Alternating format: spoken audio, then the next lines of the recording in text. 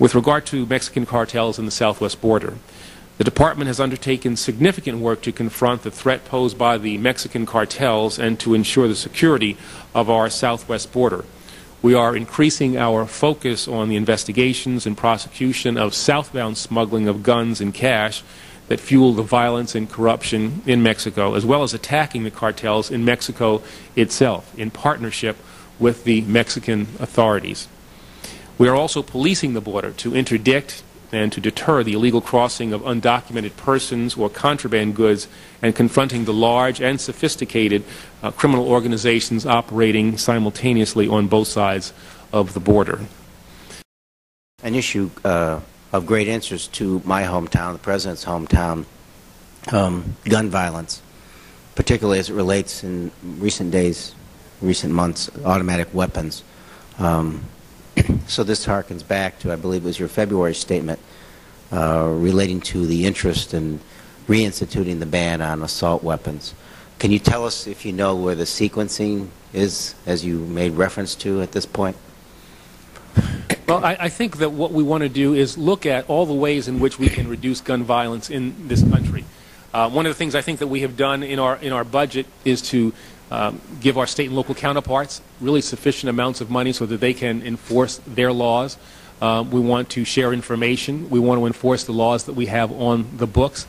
I think there are a whole variety of ways in which we can get at the problem of gun violence, and we are determined to do that in conjunction with our partners and in conjunction with members of Congress. But there's still an interest out there to address assault weapons in particular. Well, I mean, we have to look at those tools that are being used by criminals and try to come up with ways in which we keep guns out of the hands of criminals. Certainly guns that are flowing into Mexico, assault weapons, we have to figure out ways in which we stop that. I mean, there's a particular problem in Chicago, just from what I see on the television, about young people who are the victims of gun violence, and I think we have to look at what is driving that issue, that problem in a particular city, and then come up with ways in which we deal with that. No, and you mentioned Mexico, and again, the Secretary of State talked about the violence as it relates to Mexico and the United States in terms of the insatiable use of demand for drugs in this country, and the fact that most of the crimes that are taking place in that confrontation are purchased here in the United States. Obviously, a second purchaser or an automatic weapon that's been passed on. So I'm just not sure if the general notion of keeping it out of people's hands is going to do it, or if you can buy machine guns, they're going to get down there. You mean in Mexico? Well, if you can buy them here, they're going to be that's where they're coming from. So if you can buy automatic weapons here in the United States, they're going to be in Mexico. They're going to be used against our citizens as well. Yeah, at least some of the research indicates that what happens here is that straw purchasers purchase these weapons and then transfer them in some form or fashion.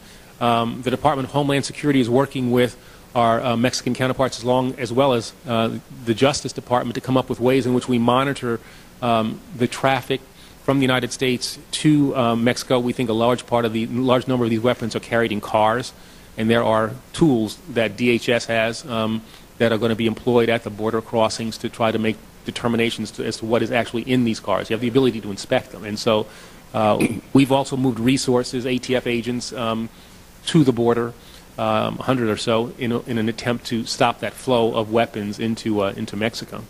Oh, and I appreciate that. I guess, in conclusion, to the extent that the President can help push toward a reinstitution of the ban on assault weapons, automatic weapons, we in Chicago would appreciate that. Thank you so much for your time. I yield back my balance.